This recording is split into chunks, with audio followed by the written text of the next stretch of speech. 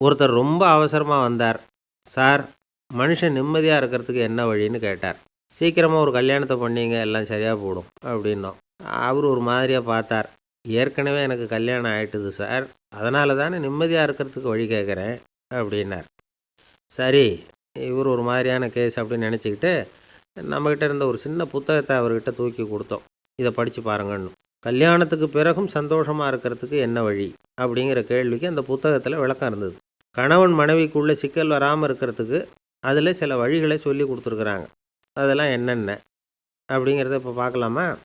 குடும்பம்னு இருந்தால் கோபம் வரதான் செய்யும். அது வந்துட்டு போகட்டும், பரவாயில்ல. ஆனால் அந்த கோபம் ஒரே நேரத்தில் 2 பேருக்கும் வந்துடாமல் பார்த்துக்கணும். ஒரு சமயத்தில் யாராவது ஒருத்தர் தான் கோபப்படணும், அடுத்தவங்க அமைதியாக இருக்கணும். அதுக்கப்புறம் இவர் அமைதியான உடனே அவங்க ஆரம்பிச்சிக்கலாம். கோபமாக ஏதாவது சொன்னால் உடனே கோபமாக பதில் சொல்லக்கூடாது. கொஞ்சம் பொறுத்து கோபம் தீர்ந்த உடனே அந்த பதிலை சொல்லலாம். அப்போ பதில் கோபமாக இருந்தால் கூட அது அவ்வளோ பெருசாக தெரியாது. அற்ப விஷயத்துக்கெல்லாம் காய்ச்சி மூச்சுன்னு கத்திட்டு இருக்கக்கூடாது. உங்கள் 2 பேருக்குள்ளே ஒரு தர்க்கம் ஆரம்பமாயிட்டுதுன்னு வச்சுக்கோங்க. கடுமையாக 2 பேரும் விவாதம் பண்ணுறீங்க.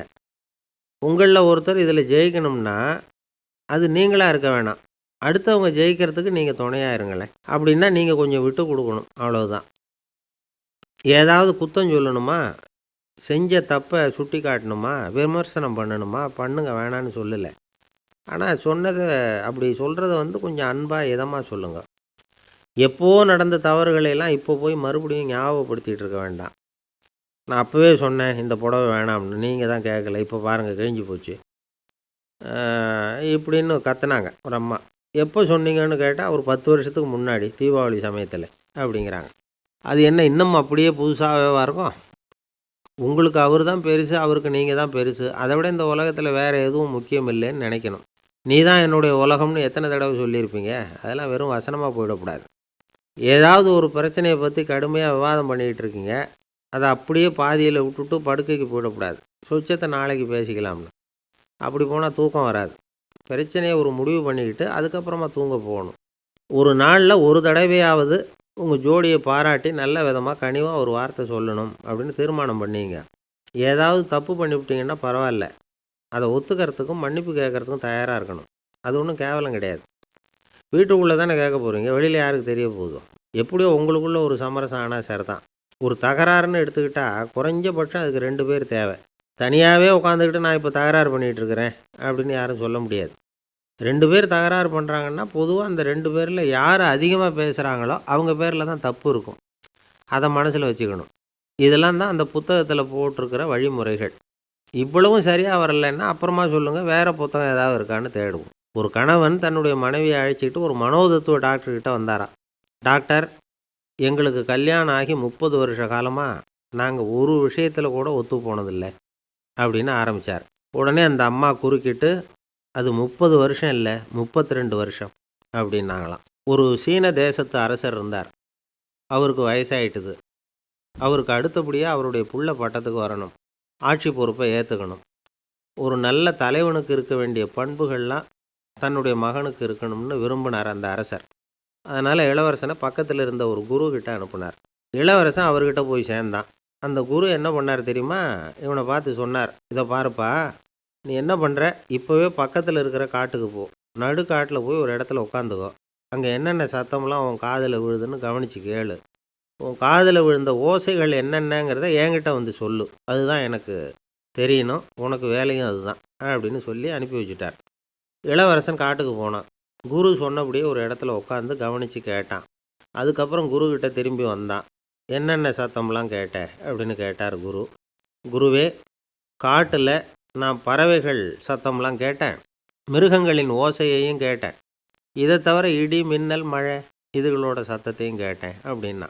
குரு யோசனை பண்ணார், நீ இன்னமும் சரியாக கேட்கல, அதனால் மறுபடியும் காட்டுக்கு போ, கொஞ்ச நாள் தங்கியிருந்து கேட்டுட்டு வா அப்படின்னார். இளவரசனுக்கு ஒன்றும் புரியல. இருந்தாலும் குருவின் கட்டளையாச்சே, மறுக்க முடியுமா? உடனே அவன் மறுபடியும் காட்டுக்கு போனான். ஒரு இடத்துல உட்காந்தான். கொஞ்ச நேரம் உன்னிப்பாக கவனித்து கேட்டான். சில நாள் கழித்து குருக்கிட்ட திரும்பி வந்தான். குருவே, இந்த தடவை சில துல்லியமான சத்தங்களையெல்லாம் கேட்டான். தேனீ பறக்கிற சத்தம், நீரோடையின் மெல்லிய ஓசை, இதெல்லாம் கேட்டேன்னா.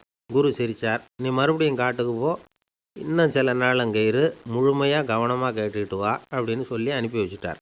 இளவரசனுக்கு குழப்பம் அதிகமாயிட்டுது. ஒன்றுமே புரியல. மறுபடியும் காட்டுக்கு போனான். மௌனமாக ஒரு இடத்துல உட்காந்துட்டான். அப்படியே தியானத்தில் ஆழ்ந்துட்டான். சில நாளில் அவனுக்கு இதுவரை கேட்காத ஓசைகள்லாம் கேட்க ஆரம்பிச்சிட்டுது. இதைத்தான் நான் கேட்கணும்னு என்னுடைய குரு எதிர்பார்த்துருக்கிறாருங்கிறத புரிஞ்சுக்கிட்டான்.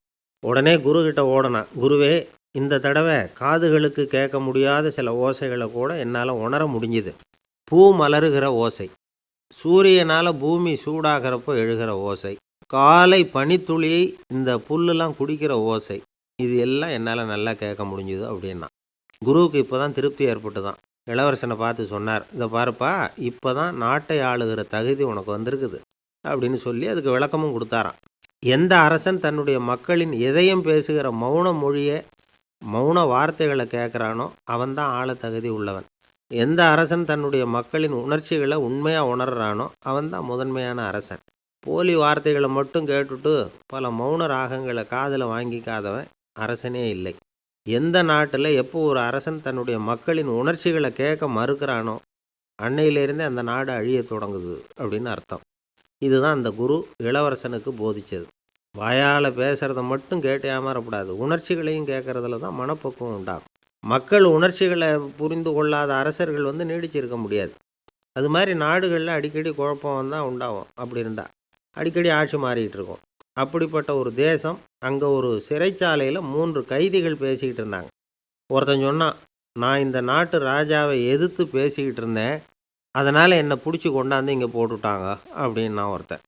இன்னொருத்தன் சொன்னான், நான் இந்த நாட்டு ராஜாவை ஆதரித்து பேசிக்கிட்டு இருந்தேன், அதனால் என்னை பிடிச்சி கொண்டாந்து இங்கே தள்ளிவிட்டாங்க அப்படின்னா. அது சரி, நீ என்ன தப்பு பண்ண அப்படின்னு சொல்லி 3வது ஆளை பார்த்து இவங்க கேட்டாங்க. அதுக்கு அந்த ஆள் சொல்கிறான், நான் தான் இந்த நாட்டு ராஜா அப்படின்னானா. ஒரு ஊரில் ஒரு ராஜா இருந்தார். அவர் ஒரு பூனை வளர்த்தார். ரொம்ப செல்லமாக அவர் அந்த பூனையை வளர்த்தார். அவர் என்ன பண்ணுவார் தெரியுமா? இரவு நேரத்தில் அந்த பூனையோட தலையில் ஒரு விளக்கை வச்சுருவார். அந்த பூனை ரொம்ப ஜாக்கிரதையாக அந்த விளக்கு கீழே விழுந்துடாமல் பார்த்துக்கும். தலையை ஆட்டாமல் ரொம்ப நிதானமாக ராஜா பின்னாடி நடந்து போய்கிட்டே இருக்கும். அந்த விளக்கு வெளிச்சத்தில் எல்லா வேலைகளையும் செஞ்சுருவார். கையில் ஒரு விளக்கை தனியாக எடுத்துகிட்டு போக வேண்டிய அவசியமே இல்லை. விளக்கை தூக்கிட்டு போகிற வேலையை அந்த பூனை பார்த்துக்கும். அதனால் ராஜாவுக்கு அந்த பூனை மேலே ரொம்ப பிரியம். மந்திரிகளையெல்லாம் கூப்பிட்டு அவங்கக்கிட்ட சொல்லுவார், பார்த்தீங்களா இந்த பூனை எவ்வளவு விசுவாசமாக நடக்குது, என் பேரில் எவ்வளவு மரியாதை பார்த்தீங்களா அதுக்கு அப்படிம்பார். இதை கேட்டுவிட்டு அங்கேருந்த அமைச்சர்களில் ஒருத்தர் சொன்னார், மன்னா நீங்கள் சொல்கிறது சரிதான், இருந்தாலும் இந்த பூனையோட விசுவாசத்தை நாம் கொஞ்சம் சோதித்து பார்க்க வேண்டியிருக்கு அப்படின்னாராம். சரி, உங்கள் ஆசையை ஏன் கெடுக்கணும், நல்லா சோதித்து பாருங்கள் அப்படின்னு சொல்லிவிட்டார் ராஜா. உடனே அந்த அமைச்சர் என்ன பண்ணார் தெரியுமா? எங்கேயோ புறப்பட்டு போனார். ஒரு 5-6 எலிகளை பிடிச்சிக்கிட்டு வந்தார். அரண்மனையில் ராஜா ஏதோ வேலை பார்த்துக்கிட்டு இருக்கிறாரு. பக்கத்தில் அந்த பூனை ரொம்ப பணிவாக நின்றுக்கிட்டு இருக்குது. அது தலையில் விளக்கு எரிஞ்சிக்கிட்டு இருக்கு. அமைச்சர் தான் பிடிச்சிக்கிட்டு வந்த எலிகளை அந்த பூனை பார்வையில் படுறது மாதிரி எதிரில் விட்டார். அந்த எலிகள்லாம் அங்கேயும் இங்கேயும் ஓட ஆரம்பிச்சிது. அதை பார்த்தது பூனை, அவ்வளவுதான். தலையில் இருக்கிற விளக்கை பற்றியும் கவலைப்படலை, ராஜாவை பற்றியும் கவலைப்படலை. ஒரே பாய்ச்சலாக பாஞ்சு எலிகளை துரத்த ஆரம்பிச்சுட்டுது. தலையில் இருந்த விளக்கு எங்கேயோ போய் விழுந்தது, அணைஞ்சு போச்சு. இருட்டில் ராஜா தடுமாற ஆரம்பிச்சுட்டார். இந்த சமயத்தில் அந்த அமைச்சர் மறுபடியும் விளக்கை ஏற்றினார். வெளிச்சம் வந்தது. அதுக்கப்புறம் அந்த அமைச்சர் பேசினார், அரசே, பூனையோட விசுவாசத்தை பார்த்தீங்களா? எலி அது கண்ணில் படுற வரைக்கும் தான் விசுவாசமாக இருந்தது. அது மாதிரி எலியை பார்த்ததும் எல்லாத்தையும் விட்டுட்டு அதை துரத்த ஆரம்பிச்சுட்டு பார்த்தீங்களா? தான் அந்த பூனையை பற்றி நினச்சது தப்புங்கிறது அதுக்கப்புறம் தான் அந்த ராஜாவுக்கு புரிஞ்சுதான். சரி, இப்போ எதுக்கு இந்த கதையெல்லாம் அப்படிங்கிறீங்களா? இந்த பூனை மாதிரி தான் நம்ம மனசும். மனசை எவ்வளவு தான் பயிற்சி கொடுத்து பக்குவமாக வச்சுருந்தாலும் பார்க்குறதுக்கு பரமசாது மாதிரி தான் இருக்கும். பார்க்க வேண்டியதை பார்த்துட்டுதுன்னா பாஞ்சிரும். இந்த பூனை மாதிரி புலன் இன்ப பொருள்கள் கிட்டாத வரைக்கும் மனம் அடங்கி இருக்கிறது மாதிரி தான் தெரியும். கொஞ்சம் வாய்ப்பு கிடைச்சாலும் அது குதிக்க ஆரம்பிச்சிரும், தப்பு பண்ண ஆரம்பிச்சிரும். பெரிய பெரிய முனிவர்கள் வாழ்க்கையில் நடந்த வீழ்ச்சி இதை தான் நிரூபிக்குது. புலன்களின் ஆற்றல் அதிகம். அதனால் மனக்கட்டுப்பாடு பயிற்சிகளில் ரொம்ப எச்சரிக்கையாக இருக்கணுங்கிறார் சுவாமி சிவானந்தர். மது பழக்கத்தையே விட்டுவிட்டேன்னு உறுதியாக இருப்பான். கடை கண்ணில் பட்டுவிட்டதுன்னா கால் அவனை கேட்காமலே இழுத்துக்கிட்டு உள்ளே போயிடும். இதுதான் மனசுங்கிறது. அதுதான் அந்த ராஜா வளர்த்த பூனை. நம்மால் ஒருத்தன் அந்த ராஜா பூனை தலையில் விளக்க வச்சது மாதிரி இவன் தன்னுடைய தலையிலேயே ஒரு விளக்கை ஏற்றி வச்சுக்கிட்டு என்னத்தையோ தேட ஆரம்பித்தான். தேடிக்கிட்டு இருக்கிறான். தலையை ஆட்டாமல் நிதானமாக நடந்து ரொம்ப நேரமாக தேடிட்டு இருக்கிறான். அந்த சமயம் அங்கே வந்த ஒருத்தர் என்னத்தை தேடுறீங்கன்னு கேட்டார். அதுதான் மறந்து போச்சு அப்படின்னு இழுத்தான். சரி, கொஞ்சம் இப்படி உட்காருங்க, ஞாபகம் வந்ததும் தேட ஆரம்பிக்கலாம் அப்படின்னார் அவர். இவன் கொஞ்ச நேரம் உட்காந்து யோசித்தான். அப்புறம் திடீர்னு எழுந்திரிச்சான். ஞாபகம் வந்துட்டுதுன்னா. என்னன்னு கேட்டார். எங்கள் வீட்டில் இருந்த விளக்கை எங்கே வச்சேன்னு தெரியல, அதை தான் தேடிக்கிட்டு இருக்கிறேன், ஏற்றி வைக்கலாம்னு பார்க்குறேன் அப்படின்னா. இந்த காலத்து புள்ள ஒருத்தன் தன்னோட அப்பாவை பார்த்து சொன்னான், அப்பா, நான் உனக்கு உதவி செய்யலாம்னு நினைக்கிறேன், என்ன உதவி செய்யணும்னு சொல்லு அப்படின்னா. நீ சும்மா இருந்தால் அதுவே எனக்கு செய்கிற பெரிய உதவிடா அப்படின்னார் அப்பா. சும்மா இருக்கிறதும் ஒரு உதவி தான், அது மாதிரி மௌனமும் ஒரு சமூக சேவை தான் அப்படிங்கிறார் காஞ்சி பெரியவர். நமக்கு 5 புலன்கள் இருக்குது, மெய், வாய், கண், மூக்கு, செவி. இந்த 5லேயும் அதிகப்படியான வேலை எதுக்குன்னு நினைக்கிறீங்க? வாய்க்கு தான். ஏன்னா அதுக்கு 2 வேலை. இப்போ கண்ணுக்கு பார்க்குறது மட்டும்தான் வேலை, காதுக்கு கேட்குறது மட்டும்தான் வேலை, மூக்குக்கு வாசனை அறியறது தான் வேலை, உடம்புக்கு உணர்றது மட்டும்தான் வேலை. ஆனால் வாய் அப்படி இல்லை, அதுக்கு 2 வேலை. சாப்பிட்றதும் அதுதான், பேசுகிறதும் அதுதான். அதாவது வாய் ஒன்று தான் கர்மேந்திரியமாகவும் இருக்குது, ஞானேந்திரியமாகவும் இருக்குது அப்படின்னு சொல்லுவாங்க. சாப்பாட்டில் உட்காந்தா எந்தெந்த ஆகாரம் என்னென்ன ருசின்னு அறிவிக்கிற வேலையும் செய்யுது. சபையில் உட்காந்தா பாடுறது, பேசுறது, சிரிக்கிறது, இது மாதிரியான வேலையும் செய்யுது. இன்னொரு வித்தியாசம், கண்ணு, காது, மூக்கெல்லாம் ஸ்ட்ரெயின் பண்ணிக்கிட்டு வேலை செய்கிறதில்ல. ஒரு ரோஜா பூ பார்த்தா உடனே மூக்கு அப்படியும் இப்படியும் அசைய ஆரம்பிக்கிறதில்ல. ஒரு சங்கீதத்தை கேட்ட உடனே காது ஆட ஆரம்பிக்காது. ஆனால் வாய் அப்படி இல்லை, அது பேசினாலும் சரி சாப்பிட்டாலும் சரி அசைஞ்சு தான் ஆகணும். ஆக மற்றதை விட வாய்க்கு வேலை ஜாஸ்தின்னு தெரியுது. சாப்பிட்றது, பேசுறது அப்படின்னு 2 காரியம் அதுக்கு. இப்படி 2 காரியம் இருக்கிறதுனால அது 2ஐயும் பாதியாக குறைச்சிக்கணுங்கிறது கடவுள் அபிப்பிராயமாக இருக்கணும் அப்படிங்கிறார் காஞ்சி பெரியவர். ஆனால் இப்போ நாம் அப்படியே நடந்துக்கிறோம், அதுக்கு நேர்மாறாக நடந்துக்கிறோம். நாம் சாப்பிட்றதும் அதிகம், பேசுகிறதும் அதிகம், 2 வேலையையும் தேவைக்கு அதிகமாகவே செய்கிறோம். வாய் தான் ரொம்ப ஓவர் ஒர்க்குடு. அதுக்கு ஓய்வு கொடுத்தா உடம்பும் நல்லாயிருக்கும், உலகமும் நல்லாயிருக்கும். மௌன விரதம் இருக்கிறதெல்லாம் எதுக்காக நினைக்கிறீங்க? இதுக்காக தான். இந்த காலத்தில் மௌனமாக இருக்கிறவங்கெல்லாம் மகத்தான தொண்டு செய்கிறாங்க அப்படின்னு தான் சொல்லணும். சத்தம் அதிகமாக போய் தான் சவுண்டு பொல்யூஷன் வருது. அது மட்டும் இல்லை, மௌனமாக இருந்தால் சண்டை சச்சரவே வராது. மௌனம் கலக நாஸ்தி. ஆக இதுவும் ஒரு சமூக சேவை தான். நமக்கு தான் வாய் இருக்குதேங்கிறதுக்காக வசமாக சாப்பிட்றதும் தப்பு, வளவளன்னு பேசுகிறதும் தப்பு. ஒரு கருத்தை சொல்கிறதுக்கு ஒரே ஒரு சொல்லு போதும் அப்படின்னு இருக்கும்பொழுது 2 சொற்களை செலவு பண்ணாதே. எவ்வளவு சொன்னாலும் அதனால் ஒரு பயனும் விளையாது அப்படின்னு தெரிய வருமேயானால் அந்த ஒரு சொல்லையும் விரயம் பண்ணாதே அப்படிங்கிறார் ஒரு அறிஞர். எல்லா குணங்கள்லேயும் மௌனம்தான் சிறந்தது அப்படிங்கிறார் ஒருத்தர். மௌனமாக இருக்கிறது மூலமாக மற்றவர்கள் குறைகளை நம்மளால் தெரிஞ்சிக்க முடியும். அதே சமயத்தில் நம்மக்கிட்ட இருக்கிற குறைகளை மற்றவங்களுக்கு தெரியாமல் மறைச்சிக்கவும் முடியுங்கிறார் அவர். உண்மைதானே? ஒரு பெரிய மேடை பேச்சாளர், பொது வாழ்க்கையில் 25 வருஷ காலமாக ஈடுபட்டிருக்கிறவர். அவர் மனைவி ஒரு நாள் சொன்னாங்க, எங்கள் வீட்டுக்காரர் 25 வருஷ காலமாக பொது வாழ்வில் ஈடுபட்டிருந்தா கூட இந்த மாதம் 10ஆம் தேதியிலேருந்து தான் மக்களுக்கு சேவை செய்ய ஆரம்பிச்சிருக்கார் அப்படின்னாங்க ரொம்ப பெருமையாக. 10ஆம் தேதிக்கு அப்படி என்ன விசேஷம் அப்படின்னு கேட்டோம். அன்னையிலேருந்து தான் அவர் மேடையில் பேசுகிறத நிறுத்தினார் அப்படின்னாங்க அந்த அம்மா. என்னுடைய நண்பர் ஒருத்தர், அவருக்கு ஜாதகத்தில் நம்பிக்கை உண்டு, அவரே ஜோசியமெல்லாம் பார்ப்பார். என்ன சார் இந்த காலத்தில் இதையெல்லாம் நம்பிக்கிட்டு இருக்கீங்களேன்னு கேட்டால், உங்களுக்கு ஒன்றும் தெரியாது சார், இந்த உலகத்தில் ஒவ்வொருத்தரும் அவங்கவுங்க செய்கிற நல்லது கெட்டதுக்கு தகுந்த பலனை அனுபவிச்சே தீரணும்பார். அது மட்டும் இல்லை, ஒருத்தன் செத்துட்டா கூட அவன் செஞ்ச பாவ புண்ணியங்கள் கூடவே போயிட்டுருக்கோம்பார். அது எப்படி கூட போகும் அப்படின்னு குதர்க்கமாக கேட்டால் அதுக்கு அவர் ஒரு கதை சொன்னார். அது ரொம்ப சுவாரஸ்யமாக இருந்தது. ஒரு ஊரில் ஒருத்தர் இருந்தாராம். அவர் ஜோசியம் பார்க்குறதுல ரொம்ப கெட்டிக்காரரு. ஒருத்தருடைய தலைமுடியை மட்டும் அவர்கிட்ட காட்டினா போதும், அதை மட்டும் பார்த்துட்டு அவருடைய ஜாதகத்தையே சொல்லிவிடுவாராம். அப்பேற்பட்ட திறமை. அந்த ஆள் ஒரு சமயம் கன்னியாகுமரி கடற்கரைக்கு போயிருந்திருக்கிறார். அங்கே கரை ஓரமாக ஒரு மண்டை ஓடு கிடந்திருக்கு. அதை எடுத்து பார்த்துருக்கிறார். அந்த மண்டை ஓட்டை வச்சுக்கிட்டே அதோட ஜாதகத்தை அலசியிருக்கிறார். இந்த மண்டை ஓட்டுக்கு உரிய ஆசாமி வாழ்க்கையில் ரொம்ப கஷ்டப்பட்டுருக்கிறான், நிறைய கஷ்டத்தை அனுபவிச்சிருக்கிறான், அது தாங்க முடியாமல் தான் கடலில் விழுந்து தற்கொலை பண்ணிகிட்டு இருக்கான் அப்படிங்கிறத அவர் கணிச்சுட்டார். இருந்தாலும் இந்த மண்டை ஓடு இன்னமும் அனுபவிக்க வேண்டியது பாக்கி இருக்குது அப்படிங்கிறதையும் அவர் உணர்றார்.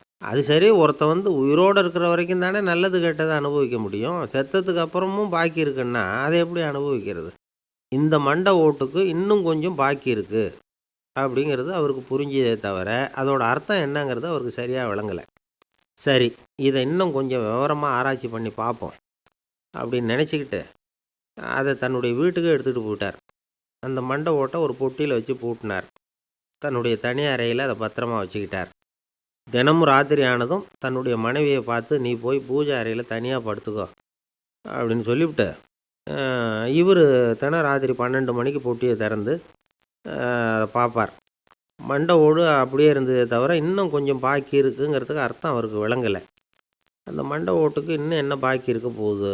இப்படியே ஒரு 10 நாள் போச்சு. அந்த வீட்டம்மாவுக்கு சந்தேகம் வந்துட்டுது. நம்ம வீட்டுக்காரர் நம்மளை தனியாக ஏன் தூங்க சொல்கிறார் அப்படிங்கிற சந்தேகம். உடனே பக்கத்து வீட்டு அம்மா கிட்ட விஷயத்தை சொல்லியிருக்கிறாங்க. அந்த அம்மா உடனே, நீ கவலைப்படாத, நான் கண்டுபிடிச்சி சொல்கிறேன்னு சொல்லிவிட்டாங்களாம். அன்றைக்கி ராத்திரியே ஜன்னல் வழியாக எட்டி பார்த்துருக்குறாங்க. இந்த ஆள் மண்டை ஓட்டை கையில் வச்சுக்கிட்டு அது திருப்பி திருப்பி அப்படியும் இப்படியும் பார்த்துக்கிட்டு இருந்தது தெரிஞ்சுட்டுது. மறுநாள் காலையில் அவரோட மனைவியை பார்த்தாங்க. ஏம்மா, உன் வீட்டுக்காரருக்கு நீ முதல் மனைவியா 2வது மனைவியா அப்படின்னு கேட்டாங்க. எனக்கு தெரிஞ்ச வரைக்கும் நான் ஒருத்தி தான் அவருடைய மனைவின்னாங்க. அப்படி இல்லை, நீ அவருக்கு 2வது மனைவி. முதல் மனைவியின் மண்டை ஓடு தான் அவர் கையில் இருக்குப்போ, அதை தான் அவர் தினமும் ராத்திரியில் எடுத்து பார்த்துக்கிட்டு இருக்கிறாரு அப்படின்னு விட்டாங்க அந்த அடுத்த வீட்டம்மா. அப்படியா விஷயம்னு சொல்லிவிட்டு கணவன் வீட்டில் இல்லாத நேரமாக பார்த்து அந்த மண்டை ஓட்டை எடுத்து கொண்டாந்து ஒரு உரலில் போட்டு உலக்கையால் குத்தி நொறுக்க ஆரம்பிச்சுட்டுது அந்த அம்மா. வெளியே போயிருந்த அந்த ஆள் அப்போ தான் உள்ளே நுழைஞ்சார். மண்டை ஓடு உலக்கைக்கிட்ட குத்து வாங்கிட்டு இருக்கு. அது அனுபவிக்க வேண்டியது இன்னும் கொஞ்சம் பாக்கி இருக்குது அப்படிங்கிறதுக்கான அர்த்தம் எனக்கு இப்போ தான் புரிஞ்சுதுன்னாராம் அவர். இந்த கதையிலேருந்து நாம் இன்னொரு நீதியையும் புரிஞ்சுக்கணும். அதாவது நம்ம வீட்டை பற்றி நமக்கு தெரியாததெல்லாம் அடுத்த வீட்டுக்காரங்களுக்கு நல்லா தெரியும். ஒரு ஊரில் ஒரு இளைஞன் இருந்தான். ஒரு நாள் அவன் ஒரு குருவை தேடிக்கிட்டு புறப்பட்டான். ஊரை விட்டு வெளியில் போனான். போகிற வழியில் ஒரு காடு. அந்த காட்டில் ஒரு மரத்தடியில் ஒரு பெரியவர் உட்காந்துருக்கிறார். அமைதியாக மௌனமாக அவர் அமர்ந்திருக்கிறார். இந்த பெரியவரை விசாரிக்கலாம், குருவை தேடி கண்டுபிடிக்கிறதுக்கு இவர் ஏதாவது ஒரு வழி சொல்லி கொடுப்பார் அப்படின்னு நினச்சிக்கிட்டு அவரை நெருங்கினான். ஐயா, எனக்கு ஒரு குரு தேவை, எங்கே கிடைப்பார்? அவரை எப்படி அடையாளம் கண்டுபிடிக்கிறது? அதை பற்றி ஏதாவது விவரம் சொன்னீங்கன்னா நான் கண்டுபிடிச்சிக்குவேன் அப்படின்ட்டுருக்கான். பெரியவர் நிமிர்ந்து பார்த்தார். தம்பி, அது ரொம்ப சுலபம். அவர் வயசானவராக இருப்பார். என்னை விட சுமார் 30 வயசு அதிகமாக இருக்கும். அவர் ஒரு மரத்தடியில் தான் உட்காந்துருப்பார் அப்படின்ட்டுருக்கான். சரிங்க பெரியவரே, அது என்ன மாதிரியான மரம், எப்படி இருக்கும் அப்படின்னு கேட்டிருக்கான். பெரியவர் அந்த விவரங்களையும் சொல்லியிருக்கிறாரு. அது மட்டும் இல்லை, சந்திக்கிற நாள், நேரம், வினாடி முதற்கொண்டு எல்லா விவரங்களையும் துல்லியமாக சொன்னாராம்.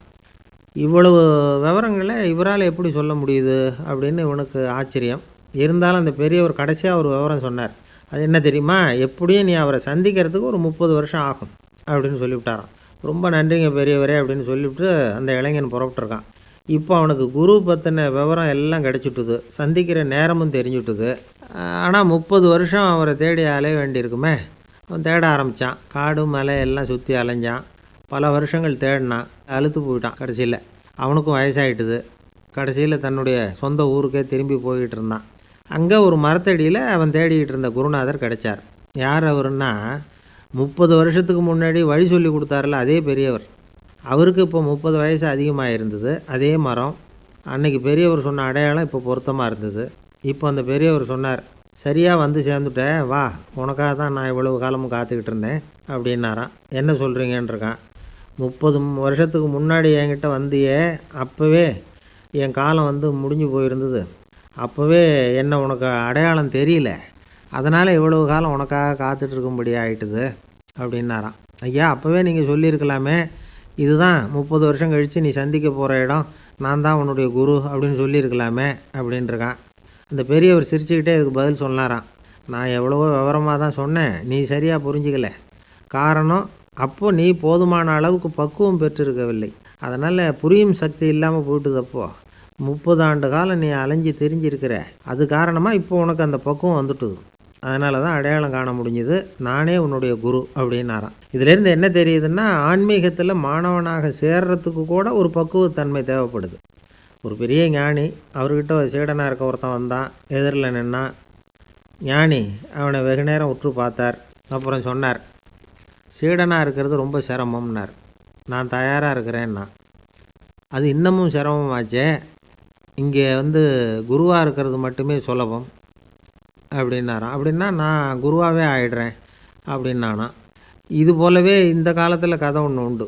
ஒரு பள்ளிக்கூடத்தில் வகுப்பு ஆசிரியர் மாணவனை திட்டிக்கிட்டு இருந்தார். டேய், நீ 100க்கு 10 மார்க்கு தான் வாங்கிக்கிட்டு இருக்க. இவ்வளவு மோசமாக நீ படித்தா கடைசியில் மாடு மேய்க்கிறது கூட லாய்க்கு இல்லாதவனா ஆகிடுவேன். அதுக்கப்புறம் என்ன செய்ய போகிற அப்படின்னாராம். பையன் தலையை சொரிஞ்சிக்கிட்டே சொன்னானா, சார் அப்படின்னா ஒன்று செய்கிறேன் அப்படின்னானா. இவர் கேட்டிருக்கார், என்ன செய்ய போகிறேன்னு. வேறு என்ன சார், உங்களை மாதிரி ஒரு ஆசிரியர் ஆகிடுறேன் அப்படின்னானா. ஒரு வயசான அம்மா தெரு வழியாக போயிட்டு இருந்தாங்க. அவங்க கையில் எண்ணத்தையோ வச்சுக்கிட்டு அதை அடிக்கடி பார்த்துக்கிட்டே இருந்தாங்க. ஒருத்தன் மெதுவாக அவங்கக்கிட்ட போய் கையில் இருக்கிறது என்ன அப்படின்னு எட்டி பார்த்தா அவங்க கையில் 4 பல் இருந்துதான். இவன் ஆச்சரியமாக அந்த அம்மாவை பார்த்தான். ஏம்மா, உனக்கு என்ன பைத்தியமா? ஏது இந்த பல்? இதை என்னத்துக்காக கையில் வச்சுக்கிட்டு அலைஞ்சிக்கிட்டு இருக்கிற அப்படின்னு கேட்டிருக்கான். அதுக்கு அந்த அம்மா விவரம் சொல்ல ஆரம்பித்தாங்களாம். இதை பாருப்பா, எனக்கு ஒரு மகன் இருந்தான். அவனை ரொம்ப செல்லமாக வளர்த்தேன். அவனை தரையிலே நடக்க விடுறதில்ல, எப்பவும் தூக்கி வச்சுக்கிட்டு இருப்பேன். அவன் நல்லா பெரியவனாகி பள்ளிக்கூடம் போகிறப்ப கூட அவன் புஸ்தக மூட்டையை நான் தான் சுமந்துக்கிட்டு போவேன். பார்க்குறவங்க கூட கேலி பண்ணுவாங்க, ஏம்மா படிக்க போகிறது நீயா உன் பிள்ளையான்னு கேட்பாங்க. அவன் இன்றைக்கி எவ்வளவோ பெரிய மனுஷன் ஆகிட்டான். வெளிநாட்டில் பெரிய உத்தியோகத்தில் இருக்கான். சமீபத்தில் இங்கே வந்துட்டு போனான். ஒரு நாள் ஏதோ கோபத்தில் என்னை அரைஞ்சுட்டான். அப்போ இந்த 4 பல்லும் கீழே விழுந்துட்டுது. இன்னமும் கூட விழுந்திருக்கும், ஆனால் பல்லு தான் இல்லை. என் புள்ள அரைஞ்சதுனால விழுந்த பல்லு இல்லையா அது. அதனால் இதை எப்பவும் என் கையிலே வச்சுக்கிட்டு ஆசையோடு பார்த்துக்கிட்டு இருக்கிறேன். அவன் தான் வெளிநாட்டுக்கு போட்டான். அவனை பார்க்க முடியாத ஏக்கத்தை நான் இந்த பல்லை பார்த்து போக்கிக்கிறேன் அப்படின்னு நாங்களாம் அந்த அம்மா. இந்த கதை எதுக்காகன்னா, தாய் அன்பு அப்படிங்கிறது எப்படிப்பட்டதுங்கிறத புரிஞ்சுக்கிறதுக்காக. கல்யாணம் ஆனதுக்கப்புறம் தாயை மறந்து விட்றவங்க எத்தனை பேர் இந்த உலகத்தில்? அவங்க காதில் வேணுங்கிறதுக்காக தான் இந்த தகவல். ஆனால் ஒரு விஷயம் மட்டும் நல்லா புரிஞ்சுக்கணும். தாயை மதிக்க தெரிஞ்சவங்க தான் இன்றைக்கி வாழ்க்கையில் எல்லா விதத்துலேயும் முன்னுக்கு வந்திருக்கிறாங்க. வேணும்னா விசாரித்து பார்த்துக்குங்க. இன்னொரு அம்மா இருந்தாங்க. அவங்க தினமும் ஒரு கோயிலுக்கு வருவாங்க. சாமியை பார்த்து, கடவுளே, நான் இறந்து போனால் நரகத்துக்கு போகணும் அப்படின்னு வேண்டிக்குவாங்களாம். எல்லோரும் சொர்க்கத்துக்கு போகணும்னு தானே கடவுள்கிட்ட வேண்டிக்குவாங்க. இந்த அம்மா தினம் நான் நரகத்துக்கு போகணும் அப்படின்னு வேண்டிக்கிறாங்க. அங்கே இருந்த அர்ச்சகருக்கு இது சந்தேகம். ஒரு நாள் அதை நேரடியாகவே அவங்கக்கிட்ட கேட்டுவிட்டார். அதுக்கு அந்த அம்மா பதில் சொன்னாங்களாம், ஐயா, எனக்கு கல்யாணம் ஆகி ரொம்ப நாள் வரைக்கும் குழந்த பாக்கியம் இல்லாமல் இருந்தது. கோயில் குளம் எல்லாம் சுற்றி வந்தேன். ரொம்ப நாள் கழித்து ஒரு குழந்த பிறந்தது, ஆண் குழந்தை. அவனை நான் ரொம்ப செல்லம் கொடுத்து வளர்த்தேன். அதோட விளைவு என்ன ஆச்சுன்னா, அவன் ரொம்ப மோசமாக ஆகிட்டான். கெட்ட பழக்க வழக்கம்லாம் கற்றுக்கிட்டான். அவன் இறந்து போனால் நிச்சயம் அவனுக்கு நரகம்தான் கிடைக்கும். அந்த அளவுக்கு கெட்டவன் அவன். அப்படிப்பட்ட காரியங்கள்லாம் பண்ணிகிட்ருக்கான், எனக்கு தெரியும். இவனுக்காக நரகத்தில் கூட யாரும் தயவு காட்ட மாட்டாங்க, தாட்சண்யம் காட்ட மாட்டாங்க. அதனால் இவனுக்கு முந்தி நான் இறந்து நரகத்துக்கு போயிட்டா அங்கே இவனை கவனிச்சிக்கலாமே, இவனுக்கு பணிவிடை செய்யலாமேன்னு பார்க்குறேன் அப்படின்னு நாங்களாம். அதனால தான் நான் நரகத்துக்கு போகணும்னு தினம் ஆண்டவனை வேண்டிகிட்டு இருக்கிறேன் அப்படின்னு கண்கலங்கி அந்த அம்மா சொன்னாங்களாம். அதுதான் தாய் உள்ளம்ங்கிறது. தாயின் பெருமையை சரியாக உணர்ந்துட்டா அவங்களுக்கு எப்பவும் எந்த கஷ்டமும் வராது. இது ஏதோ உபதேசத்துக்காக சொல்கிற வார்த்தை இல்லை, உண்மையான வார்த்தை. இந்த விவரத்தையெல்லாம் நண்பர் ஒருத்தர்கிட்ட சொல்லிக்கிட்டு இருந்தேன். அவர் கொஞ்ச நாள் கழித்து என்னை தேடி வந்தார். அவர் கையிலேயும் 4 பல் வச்சுருந்தார். என்னங்க ஆச்சு, ஏதுங்க இந்த பல் அப்படின்னு விசாரித்தோம். உங்கள் உபதேசத்தை கேட்டுவிட்டு இந்த உலகத்தில் எல்லாரையும் தாயாக நினைக்க ஆரம்பிச்சிட்டேன். ஒரு அம்மாவை கடத்தெருவில் பார்த்து தாயேன்னு கூப்பிட்டேன். அவங்க உடனே பலார்னு என்னை அரைஞ்சிட்டாங்க. பல் விழுந்துட்டுது. அதை தான் பொறுக்கி எடுத்துக்கிட்டு நேராக உங்களை தேடி வந்துக்கிட்டு இருக்கிறேன்னார். தாயேன்னு தானே கூப்பிட்டீங்க, அதுக்கு ஏன் அரைஞ்சாங்க அப்படின்னு கேட்டோம். நான் தாயேன்னு கூப்பிட்டது அவங்க காதில் நாயேன்னு விழுந்துட்டு தான், அதுதான் இப்படி ஆயிட்டுது அப்படின்னார். இமயமலை அடிவாரத்தில் ஒரு மடம். அங்கே ஒரு சன்னியாசி இருந்தார். அவர்கிட்ட ஒருத்தர் வந்தார். சுவாமி, ஆசையை உதற நினைக்கிறேன், முடியல, ஒட்டிக்கிட்டே வருது அப்படின்னாராம். இப்படி உட்கார, ஒரு கதை சொல்கிறேன் அப்படின்னு சொல்லி அவர் சொல்ல ஆரம்பித்தாராம். அவர் சொன்ன கதை என்னென்னா, ஒரு ஊரில் ஒரு ஆள் இருந்தான். அவன் பேர் குப்புசாமி. அவங்ககிட்ட எப்பவும் ஒரு பழைய தொப்பி இருக்கும், விடவே மாட்டான். அதனால் அவனை எல்லோரும் தொப்பி சாமி அப்படின்னு தான் கூப்பிடுறது வழக்கம். ஒரு புது தொப்பி வாங்கிக்கப்படாதாப்பா அப்படின்னு நண்பர்கள்லாம் சொல்லி பார்த்தாங்க. பணத்துக்கு எங்கே போவேன் அப்படின்னு விட்டானான்.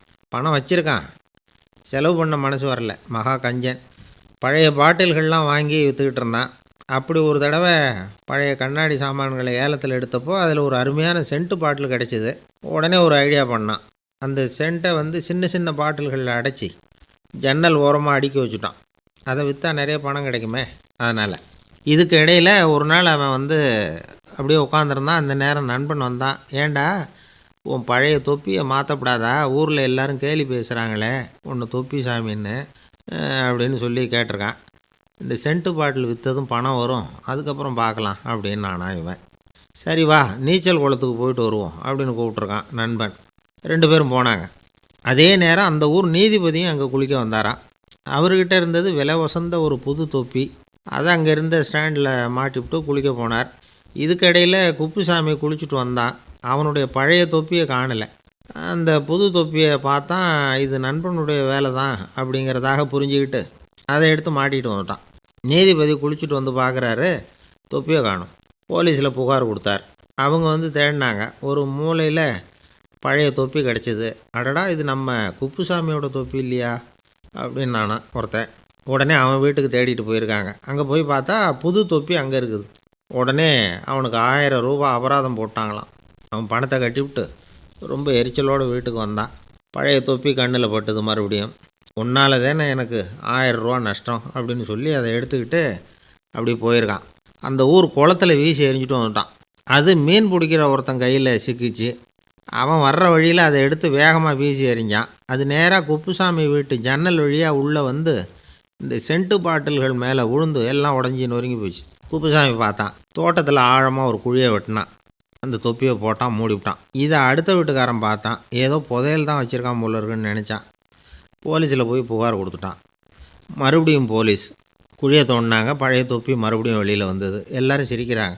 அன்னைக்கு ராத்திரியே அந்த தொப்பியை எடுத்துக்கிட்டு நேராக புறப்பட்டான். ஒரு கல்லில் அதை சேர்த்து கட்டி குடிநீர் தொட்டி இருக்கும்ல, அதில் போட்டுட்டு வந்துட்டான். இனிமேல் என்ன பண்ணும் பார்ப்போன்னு. ஒரு நாள் திடீர்னு குழாயெல்லாம் அடைப்பட்டு போச்சு. மாநகராட்சி அலுவலர்கள் என்னன்னு பார்த்தா அந்த பழைய தொப்பி குழாயை அடைச்சிக்கிட்டு இருக்குது. இது குப்புசாமியோட தொப்பிங்கிறது தான் எல்லாருக்கும் தெரியுமே. உடனே குடிநீரை பாழாக்கணத்துக்காக குப்புசாமிக்கு கோர்ட்டு 2500 ரூபா அபராதம் போட்டுவிட்டுது. அதையும் கட்டிவிட்டு வெளில வந்தான். கடைசியாக முடிவு பண்ணான். ஒரு நெருப்பு குச்சியை கிழிச்சான். தொப்பியை கொளுத்தினான். எரிஞ்சுது. எடுத்து வெளில எரிஞ்சான். கொஞ்ச நேரத்தில் தீ அணைப்பு படம் வந்துட்டுது. ஆமாம், இவன் எடுத்து எரிஞ்சது வெளியில் விழுந்து வீட்டு கூரையே பற்றிக்கிட்டு எரிய ஆரம்பிச்சுட்டுது.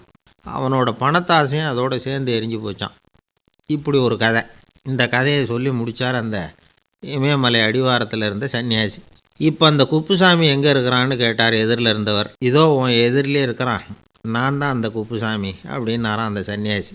அந்த குப்புசாமிகிட்ட இருந்தது மாதிரி ஒரு பழைய தொப்பி நம்ம ஒவ்வொருத்தர்கிட்டையும் உண்டு. அதை எப்படி தொலைக்கிறதுன்னு தெரியாமல் தடுமாறிக்கிட்டு இருக்கிறோம். அது என்ன தொப்பிங்கிறீங்களா? அதுதான் நம்மை சூழ்ந்திருக்கிற மாயை அப்படிங்கிறார் சுவாமி சின்மயானந்தர். மெய்ஞானம் கிடைக்கிறப்போ மாயை எரிஞ்சு போகும் அப்படிங்கிறது அவருடைய கருத்து. நம்மால் ஒருத்தர் வேகமாக ஓடி வந்தார். காலில் மாட்டியிருந்த பழைய செருப்பு 2ஐயும் ஆவேசமாக தூக்கி ஒரு கிணத்துல போட்டுட்டு வெறுங்காலோடு நடந்து வந்துக்கிட்டு இருக்கிறார். ஏன் அப்படி பண்ணீங்க அப்படின்னு கேட்டோம். அந்த செருப்புக்கு சொந்தக்காரன் பின்னாடி வந்துக்கிட்டு இருக்கிறான், அதனால் அப்படி பண்ணேன் அப்படிங்கிறார் இவர். ஒரு சின்ன பையன் வந்தான். அவனை பார்த்து ஒரு கேள்வி கேட்டோம். ஏன்ப்பா உங்கள் வீட்டில் அம்மா புத்திசாலியா அப்பா புத்திசாலியா அப்படின்னு. அவன் அலட்சியமாக நம்மளை பார்த்து சிரிக்கிறான். என்ன சார் இது, இந்த காலத்தில் இது கூட தெரியாமல் இருக்கிறீங்களே அப்படிங்கிறான். ஒரு சின்ன பையன் நம்மளை பார்த்து இப்படி கேட்டு விட்டானே அப்படின்னு நினைக்கிறப்போ நமக்கு ஒரு மாதிரி ஆகிடும்.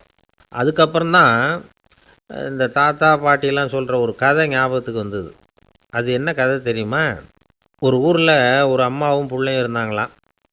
அந்த மகனுக்கு திடீர்னு தேசாந்திரம் போய் வரணும்னு ஆசை வந்துட்டுது. ஊராக போய் சுற்றி பார்க்கணுங்கிற ஆசை. அந்த அம்மாவுக்கு இது பிடிக்கல. மகனை பிரிஞ்சு இருக்கிறதுக்கு அவங்க மனசு இடம் கொடுக்கல. வேணாப்பான்னு சொல்லி பார்த்தாங்க, அவன் கேட்கல. திடீர்னு புறப்படவும் செஞ்சுட்டான். சரி, இனிமேல் அவனை தடுக்க முடியாதுன்னு முடிவு பண்ணிக்கிட்டாங்க அந்த அம்மா. இருந்தாலும் புத்திசாலித்தனமாக ஒரு யோசனை பண்ணாங்க. மகனை கிட்டத்தில் கூப்பிட்டாங்க. அவங்ககிட்ட சொன்னாங்க, இதை பாருப்பா, நீ தேசாந்திரம் போகிறதுன்னு தீர்மானம் பண்ணிவிட்ட, அதை நான் தடுக்கலை, போயிட்டு வந்துடும். ஆனால் போகிறதுக்கு முன்னாடி எனக்கு ஒரு வாக்குறுதி கொடுத்துட்டு போ அப்படின்னாங்க. போகிறப்போ ராத்திரியாக இருந்தாலும் பகலாக இருந்தாலும் சரி, புளிய மரத்து நிழலில் தான் தங்கணும். திரும்பி வர்றப்போ இரவும் பகலும் நீ வந்து வேப்ப மரத்து நிழல்லே தங்கணும் அப்படின்னாங்க. சரி அப்படியே செய்கிறேன்னு சொல்லி வாக்குறுதி கொடுத்தான். பையன் புறப்பட்டு போனான். போகிற வழியில் புளிய மரத்து நிழல்லையே தங்கினான், தூங்கினான். அப்படி போய்கிட்டே இருந்தான். 7ஆவது நாள் அவன் உடம்பு சுகமில்லாமல் போயிட்டுது. ரொம்பவும் பலவீனமாயிட்டான். இனிமேல் நடக்க முடியாதுங்கிற நிலைமை வந்துட்டுது. யோசித்து பார்த்தான். சரி இதுக்கு மேலே வந்து போக வேண்டாம் அப்படின்னு முடிவு பண்ணிவிட்டு திரும்பி வர ஆரம்பிச்சிட்டான். திரும்பி வர்றப்போ வழியில் வேப்ப மரத்து நிழல்லையே தங்கி தங்கி வந்தான். நாளுக்கு நாள் உடம்பு சரியாக வந்துட்டுது. 7ஆவது நாள் வீட்டுக்கு வந்து சேர்றான். உடம்பு பழையபடியே கலகலப்பாயிட்டுது. பூரண சுகம். தேசாந்திரம் போன பையன் திரும்பி வந்துட்டானே அப்படின்னு அந்த அம்மா ஆச்சரியப்படலை. ஏன்னா அவங்களுக்கு தெரியும் இப்படி ஆகும்னு.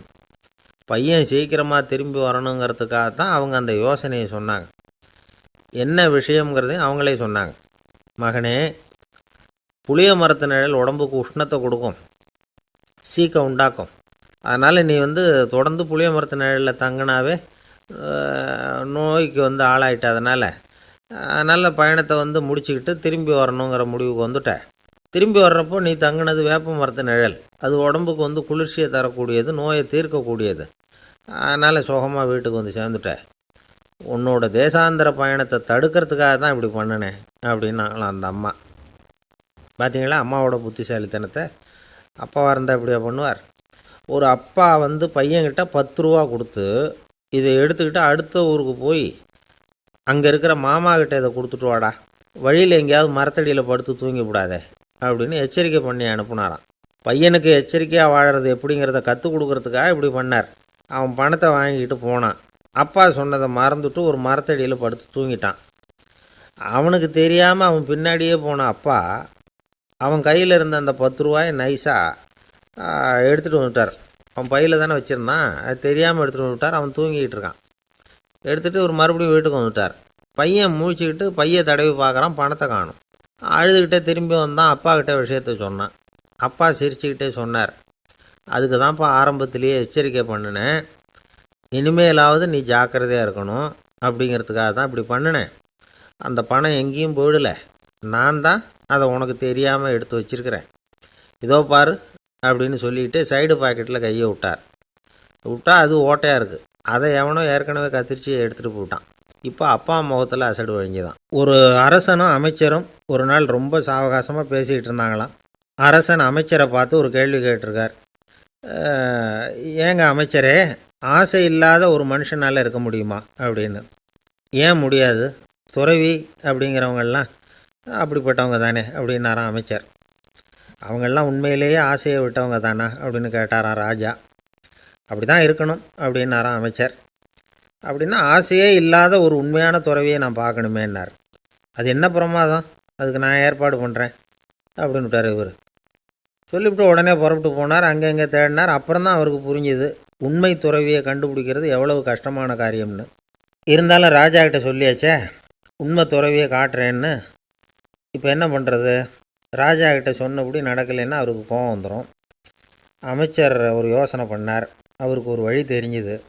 அதுதான் சரின்னு முடிவு பண்ணார். அதாவது அந்த ஊரில் அவருக்கு தெரிஞ்ச நாடக நடிகர் ஒருத்தர் இருக்கிறார், நல்லா நடிப்பார். அவரை போய் பார்த்தார். இதை பாருப்பா, எனக்காக நீ ஒரு காரியம் செய்யணும்னார். என்னன்னு கேட்டார் அவர். நீ ஒரு துறவி மாதிரி கொஞ்ச நேரத்துக்கு நடிக்கணும். ராஜா வந்து உன்னை பார்த்துட்டு போகிற வரைக்கும் நடி, அது போதும். அதுக்காக உனக்கு 10,000 ரூபா தரேன் அப்படின்னார். அவர் எந்த காலத்தில் இவ்வளவு பணத்தை மொத்தமாக பார்த்துருக்கார். அதனால் உடனே சரின்னு ஒத்துக்கிட்டார். அமைச்சர் வந்து அரண்மனைக்கு திரும்பி வந்தார். என்ன அமைச்சரே, இன்னுமா ஒரு உண்மையான துறவி கிடைக்கலன்னார். உண்மையான துறவி ஒருத்தரை இப்போ தான் கொஞ்ச நேரத்துக்கு முன்னாடி பார்த்து பேசிவிட்டு வர்றேன். அவர் நம்ம ஊருக்கு வெளியில் குளத்தங்கரையில் உள்ள ஒரு ஆலமரத்துக்கு அடியில் உட்காந்துருக்கிறார் அப்படின்னார் இவர். அப்படின்னா உடனே புறப்படுங்க அப்படின்னார் ராஜா. பரிவாரங்களோடு புறப்பட்டார். அங்கே அந்த மரத்தடியில் அந்த ஆள் வேஷம் போட்டுக்கிட்டு துறவி மாதிரி உட்காந்துருக்கிறான். ராஜா நேராக போனார். அந்த துறவி காலில் பொத்துன்னு விழுந்து வணங்கினார். உடனே ராணி அவர் காலில் விழுந்தாங்க. அடுத்தபடியாக அமைச்சர் விழுந்தார். அவருக்கு தெரியும் இது நம்ம ஆள் தான்னு. இருந்தாலும் என்ன பண்ணுறது, நேரம். அப்புறம் பரிவாரங்கள்லாம் துறவி காலில் விழுந்து ஆசீர்வாதம் வாங்கிட்டாங்க. ராஜா அப்புறமா தங்கத்தட்டில் பொன்னையும் பொருளையும் வச்சு அந்த துறவிக்கிட்ட ரொம்ப பணிவாக நீட்டுறார். தாங்கள் தயவு பண்ணி இதை ஏற்றுக்கணும் அப்படின்னு வேண்டிக்கிட்டார். அந்த துறவி பற்றில்லாமல் அதை பார்த்தார். எல்லாத்தையும் திறந்துவிட்ட எனக்கு இதெல்லாம் எதுக்காக அப்படின்னு சொல்லி அதை மறுத்துட்டாராம். ஆஹா, உண்மையான துறவியை பார்த்துட்டோம் அப்படிங்கிற ஆனந்தம் அரசருக்கு. ரொம்ப நிம்மதியாக திருப்தியாக திரும்பி வந்தார் அரண்மனைக்கு. அதுக்கப்புறம் அமைச்சர் யாருக்கும் தெரியாமல் அந்த துறவிகிட்ட ஓடினார். சொன்ன பிரகாரம் பணத்தை நீட்டினார். இந்தப்பா, நான் உங்ககிட்ட சொன்னபடி 10,000 ரூபா பணம் எடுத்துக்கோ அப்படின்னார். அந்த ஆள் ராஜா கிட்ட சொன்னது மாதிரியே எல்லாத்தையும் திறந்துவிட்ட எனக்கு இதெல்லாம் எதுக்காக வேணாம் அப்படின்னு விட்டாராம். நடித்த வரைக்கும் போதும்ப்பா, இனிமேல் இந்த நாடக வசனம்லாம் வேணாம், வேஷத்தை கலைச்சிரு, பணத்தை வாங்கிக்கோன்னார். இல்லைங்க, இது வேஷம் இல்லை, இது வசனமும் இல்லை, இது உண்மை. கொஞ்ச நேரம் துறவி மாதிரி நடித்ததுக்கே இந்த தேசத்து ராஜா, ராணி, அமைச்சர், பரிவாரங்கள் எல்லாம் என் காலில் விழுந்து வணங்குறாங்க. அப்படின்னா உண்மையான துறவியாக இருக்கிறது எவ்வளவு பெருமையான விஷயம். நான் உண்மையான துறவியாக ஆக போகிறேன், அப்படி முடிவும் பண்ணிட்டேன் அப்படின்னார் அந்த நடிகர். வேஷம் கூட எப்படிப்பட்ட விளைவுகளை உண்டு பண்ணுது பார்த்தீங்களா. நம்மால் ஒருத்தன் ரொம்ப வசதியாக தான் இருந்தான். ஒரு நாள் அவன் சொத்து பூரா திருட்டு போட்டுது. அதுக்கப்புறம் இவன் துறவி மாதிரி ஆகிட்டான். ஊர் ஊராக சுற்றினான். ஒரு குருநாதரை தேடி கண்டுபிடிச்சான். அவர்கிட்ட சீடனாக சேர்ந்துக்கிட்டான். அவனை பார்த்து ஒருத்தர் கேட்டார், நீ உண்மையான சீடன் தானான்னு. இல்லைங்க, சீடன் மாதிரி நடிச்சுக்கிட்டு இருக்கிறேன் அப்படின்னா. அது குரு துரோகம் இல்லையா அப்படின்னு கேட்டார் அவர். இல்லைங்க, நான் பண்ணது குரு துரோகம் இல்லை, என் குரு பண்ணது தான் துரோகம். என்னுடைய பணத்தை கொள்ளையடித்தது இவர் தான். அதை எங்கே வச்சுருக்காருன்னு கண்டுபிடிக்கிறதுக்காக தான் இவர்கிட்ட வந்து சீடனாக சேர்ந்துருக்கிறேன் அப்படின்னா. பிரம்மத்தை அறிந்தவன் பிரம்மமாகிறான் அப்படின்னு ஒரு பெரியவர் பேசினார் ஒரு கோவிலில். தைத்திரிய உபனிஷத்து அப்படி சொல்லுதான். இதை கேட்கும் பொழுது நமக்கு ஒரு சந்தேகம் வரும். அது எப்படி? பிரம்மத்தை அறிந்தவன் பிரம்மம் ஆகிறான்னா, சிங்கத்தை அறிந்தவன் சிங்கம் ஆகிறானா, தோசையை அறிந்தவன் தோசை ஆகிறானா? இப்படிப்பட்ட சந்தேகம் நமக்கு வர்றதில் ஒன்றும் ஆச்சரியம் இல்லை. இது இயற்கை. இதுக்கும் அந்த பெரியவரே பதில் சொல்கிறார். சிங்கம் வேற, நாம் வேற. அதனால் சிங்கத்தை அறிந்தவன் சிங்கம் ஆக மாட்டான். ஆனால் பிரம்மம் வேற, நாம் வேற இல்லை. அதனால் பிரம்மத்தை அறிந்தவன் பிரம்மமாகிறான் அப்படிங்கிறது அவரோட விளக்கம். மனிதன் அவன்தான் தான் பிரம்மங்கிறது தெரியாதனால தான் அதை வேற எங்கேயோ தேடிட்டு இருக்கிறான். கடைசியில் அது தான் தாங்கிறது புரிஞ்சுக்கிற பொழுது அவன் பிரம்மம் ஆயிடுறான். இதை விளக்கிறதுக்கு ஒரு உபநிஷத்து கதையே இருக்குது. நமக்கு தெரிஞ்ச கதை தான், ஆனால் அதை வேறு விதமான அர்த்தத்தில் விளையாட்டாக சொல்லிகிட்டு இருக்கிறோம். ஒரு சமயம் ஒரு 10 நண்பர்கள் ஒரு காட்டு வழியாக போய்கிட்டு இருக்கிறாங்க. குறுக்க ஒரு நதி, அதை கடந்து அடுத்த பக்கம் போகணும். எல்லாரும் ஒரு வழியாக கடந்து அடுத்த கரைக்கு போய் சேர்ந்துட்டாங்க.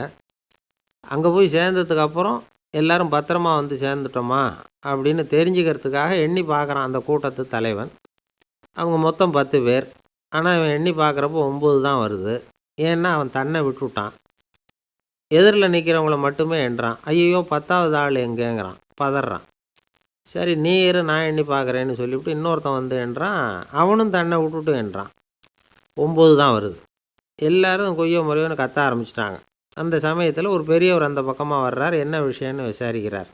10வது ஆள் 6 அடிச்சுட்டு போட்டுது அப்படின்னு சொல்லி இவங்க அழறாங்க. சரி, அழாதீங்க அப்படின்னு சொல்லி அந்த தலைவனை பார்த்து இப்படி வாங்குறார். வர்றான். இப்போ எனக்கு முன்னாடி ஒரு தரம் எண்ணு பார்க்கலாம்ங்கிறார். 1 2 3ன்னு ஆரம்பித்து 9ல் வந்து முடிக்கிறான். உடனே பெரியவர், நீ தான் அந்த 10வது ஆள் அப்படிங்கிறார். இது உண்மை. நாம் தான் அது. நாம் தான் நம்மளை வேறு எங்கேயோ தேடிகிட்டு இருக்கிறோம். நாம் எங்கேயோ தேடிகிட்டு இருக்கிறோமே, அந்த பிரம்மம் நாம் தான். இப்படி ஒரு பெரிய உண்மையை விளக்கிறதுக்காக தான் அப்படி ஒரு கதை சொல்லப்பட்டது. ஆனால் அதை வந்து நாம் வேறு விதமாக வேடிக்கையாக உபயோகப்படுத்திக்கிட்டு இருக்கிறோம். எப்படி தெரியுமா? ஒரு ஆத்தங்கரையில் ஒரு 10 பேர் முழிச்சுக்கிட்டே நின்றுக்கிட்டு இருந்தாங்களாம். அந்த பக்கமாக வந்த ஒருத்தன், ஏன் இப்படி முழிச்சுக்கிட்டு நிற்கிறீங்கன்னு கேட்டிருக்கிறான். எங்களுக்கு நீச்சல் தெரியாது, நாங்கள்லாம் அடுத்த கரைக்கு போய் சேரணும் அப்படின்னாங்களாம். சரி, நாங்கள் விட்டுட்டு போய் விட்றேன். எல்லாரும் அக்கறைக்கு போய் சேர்ந்த உடனே ஆளுக்கு ₹1 வீதமாக மொத்தம் ₹10 எனக்கு கொடுக்கணும் அப்படின்ட்டுருக்கான் இவன். சரின்னு ஒத்துக்கிட்டாங்க. இவன் ஒவ்வொருத்தராக கையை பிடிச்சி மெதுவாக ஆற்றுல இறக்கி அழைச்சிட்டு போயிட்டான். 9 பேரை கரை சேர்த்துட்டான். 10வது ஆள் பாதி ஆற்றுல போயிட்டு இருக்கிறப்போ திடீர்னு வெள்ளம் வந்துட்டுது. புடி நழுவி போச்சு. கையை விட்டுட்டான். வெள்ளம் அடிச்சிட்டு போட்டுது. அழைச்சிட்டு வந்தவன் நீச்சல் அடித்து தட்டு தடுமாறி கரைக்கு வந்து சேர்ந்துட்டான். கரையில் இருந்தவங்களுக்கு இந்த விஷயம் தெரியாது. இருந்தாலும் இவன் உடம்பு பூரா நனைஞ்சி கொஞ்சம் அதிகமாக மூச்சு வாங்க நின்றுக்கிட்டு இருந்தானா, ஏங்க ஏன் இப்படி மூச்சு வாங்குது, என்ன விஷயம் அப்படின்னு கேட்டாங்களாம். அதுக்கு இவன் கொஞ்சமாக அலட்டிக்காமல் சொன்னானான், வேறு ஒன்றும் இல்லை, நீங்கள் கொடுக்க வேண்டிய 10 ரூபாயில் 1 ரூபா குறைஞ்சி போச்சு, அவ்வளவுதான் அப்படின்னு நானும். உலகத்தில் எது எதுக்கும் ஆராய்ச்சி கூடங்கள் இருக்குதுல்ல, அது மாதிரி தூக்கத்தை பற்றி ஆராய்ச்சி பண்ணுறதுக்கு ஒரு ஆராய்ச்சி கூடம் இருக்குது. அப்படி ஆராய்ச்சி பண்ணணும்னா அதுக்கு முழிச்சுக்கிட்டு இருக்கணும்ல. அதனால தான் அந்த ஆராய்ச்சி கூடம் இங்கே இல்லை. அமெரிக்காவில் பாஸ்டன் பல்கலைக்கழக மருத்துவமனையில் அது இருக்குது. அங்கே தூக்கத்தை பற்றி பலவிதமான ஆராய்ச்சிகள் பண்ணிகிட்டு இருக்கிறாங்க. அந்த ஆராய்ச்சி கூடத்தில் இயக்குனராக இருக்கிற ஒரு நிபுணர், அவர் என்ன சொல்கிறார் தெரியுமா? உங்களுக்கு தூக்கம் வரலையா, நீங்கள் நல்லா தூங்கிறதுக்கு தாராளமாக சில யோசனைகளை என்னால் சொல்ல முடியும் அப்படிங்கிறார். யோசனை தானே, காசா பணமாக கேட்டு வச்சுக்கலாமே. உணவு, மனநிலை, தூங்கும் இடத்தோட சூழ்நிலை, படுக்கைக்கு செல்கிறப்போ உள்ள பழக்க வழக்கங்கள், இது காரணமாக ஒருத்தருக்கு தூக்கம் வராமல் போகலாம். தூக்கம் வராததுக்கு இதுதான் காரணம்னா அதையெல்லாம் சுலபமாக கட்டுப்படுத்தலாங்கிறார் அவர். தூக்கத்தை வரவழைக்கக்கூடிய ஒரு நல்ல மருந்து உடற்பயிற்சி. ஆனால் ஒன்று, படுக்க போகிற நேரத்தில் இது மாதிரி உடற்பயிற்சிகள் எல்லாம் செய்யக்கூடாது. கொஞ்சம் முன்னாடி பகல்லையே இந்த பயிற்சிகளை செய்கிறது நல்லது. தூக்கம் வராமல் அவதிப்படுறவங்க பிற்பகல் நேரங்களில் காஃபி, டீ இது மாதிரி பானங்களை சாப்பிடக்கூடாது. மது அருந்துறது கூட தூக்கத்தை பாதிக்கும். வெது வெதுப்பான நீரில் குளிக்கிறது, தியானத்தில் ஈடுபடுறது, ஓய்வாக இருக்கிறது, படுக்கிறது, அதாவது படுக்கிறதுக்கு முன்னாடி ஒரு குவளை பால் சாப்பிட்றது, இதெல்லாம் தூக்கத்தை வரவழைக்கிறது ரொம்ப உதவியாக இருக்கும். இன்னொரு விஷயம் என்னென்னா, தூங்கி ஆகணுமேங்கிற கவலை வேண்டியதில்லை. அப்படி நினச்சி கவலைப்படுறதை விட்டுடணும். தூக்கம் வரலையா, உடனே படுக்கையை விட்டு எழுந்திரிக்க வேண்டியது. வெளியில் வாங்க, வேறு ஏதாவது வேலையில் ஈடுபடுங்க, கொஞ்சம் நேரம் உலாவுங்க, அல்லது ஏதாவது ஒரு புஸ்தகத்தை எடுத்து படிங்க. களைப்பு ஏற்பட்டால் மறுபடியும் படுக்கைக்கு போங்க. தூக்கம் தானே வந்துடும். ஒரு விஷயத்தை மட்டும் நல்லா ஞாபகத்தில் வச்சுக்கணும். படுக்கைக்கு போகிறப்போ உங்கள் மற்ற எல்லா பிரச்சனைகளையும் மறந்துடணும். அது எப்படி சார் முடியும்? அந்த நேரம் தானே எல்லா பிரச்சனையும் வரிசையாக ஞாபகத்துக்கு வருது அப்படின்னு நாம் நினைக்கலாம். ஆனால் பழக்கத்தில் அதை நாம் மாற்றிக்க முடியும். கொஞ்சம் முயற்சி பண்ணணும், அவ்வளோதான். இது எல்லாமே ஆராய்ச்சி பண்ணி பார்த்துட்டு அந்த நிபுணர் சொல்கிற கருத்து தான். இன்னொரு விஷயமும் அவர் சொல்கிறார். அது என்னென்னா, உடல் கோளாறு காரணமாக தூக்கம் வராமல் அவதிப்படுறவங்களுக்கெல்லாம் இந்த யோசனைகள் சரியாக வராது அப்படிங்கிறார். அதுக்கெல்லாம் மருத்துவ சிகிச்சை கொடுத்து தான் சரி பண்ணணும். சில பேருக்கு நடு ராத்திரியில் மூச்சு திணறல் ஏற்பட்டு தூக்கம் வராமல் போயிடும். ஊரெல்லாம் தூங்குறப்போ தான் மட்டும் தூங்காமல் மூழ்கிட்டு இருக்கிறது, ஊரெல்லாம் மூழ்கிட்டு இருக்கிறப்போ தான் மட்டும் தூங்குறது, இது மாதிரி கோளாறுகளால் சில பேர் பாதிக்கப்படலாம். கால் தசை முறுக்கிக்கிறதுனால சில பேருக்கு அடிக்கடி விழிப்பு வரலாம். மன அழற்சி காரணமாக சில பேருக்கு தூக்கம் வராது. இது மாதிரி கோளாறுகளுக்கெல்லாம் அதுக்கு தகுந்த மாதிரி சிகிச்சை கொடுத்து தான் சரி பண்ண வேண்டியிருக்கும். எந்த கோளாறும் இல்லாமல் தூக்கம் வரலைன்னா ஆரம்பத்தில் சொன்ன முறைகளை கடைப்பிடிச்சி பார்க்கலாம். தூக்கம் வந்ததுன்னா யோசனை சொன்ன அந்த நிபுணருக்கு நன்றி சொல்லலாம். ஒருத்தர், ஏன் சார் பஸ்ஸில் தூங்குறது கெட்ட பழக்கமானு கேட்டார். இல்லையே, நான் கூட பஸ்ஸில் போகிறப்ப தூங்கிட்டு தானே போவேன் அப்படின்னார் இன்னொருத்தர். அப்புறம் ஏன் என்ன டிரைவர் வேலை வேணாம்னு வீட்டுக்கு அனுப்பி வச்சுட்டாங்க அப்படின்னாராம் அவர். நம்மளில் சில பேர் ரொம்ப தைரியமாக இருப்பாங்க. நாம் கூட சொல்கிறது உண்டு, அந்த ஆளுகிட்ட வர்றதுக்கு யமன் கூட பயப்படுவான் அப்படின்னு சொல்கிறது உண்டு. தைரியசாலிகளை நெருங்கிறதுக்கு யமன் பயப்படுவான் அப்படின்னு சொல்கிறது உண்மை தான். அது பொய் இல்லை. மன வலிமை இருக்குது பாருங்கள், அது மனுஷனை காப்பாற்றும். இது மருத்துவ ரீதியான உண்மை. உடல் கோளாறுகள் மன ஆரோக்கியத்தை பாதிக்கும். மன எழுச்சி, மன போராட்டம் இதெல்லாம் உடல் இயக்கத்தில் மாறுதலை உண்டாக்குது. சில வகையான நோய்களுக்கும் மனசுக்கும் இருக்கிற சம்பந்தம் என்னங்கிறத பற்றியெல்லாம் இப்போ ஆராய்ச்சி பண்ணுறாங்க. ஆஸ்மா, மூட்டு வலி, பெருங்குடல் அழற்சி, உயர் இரத்த அழுத்தம், சோரியாசிஸுங்கிற தோல் வியாதி, வயிற்று புண்ணு, இந்த தைராய்டு நச்சுத்தன்மை, இது மாதிரி நோய்களை உண்டாக்குறதுல மனசோட பங்கு என்னங்கிறத பற்றியெல்லாம் ஆய்வு பண்ணி பார்த்துருக்குறாங்க.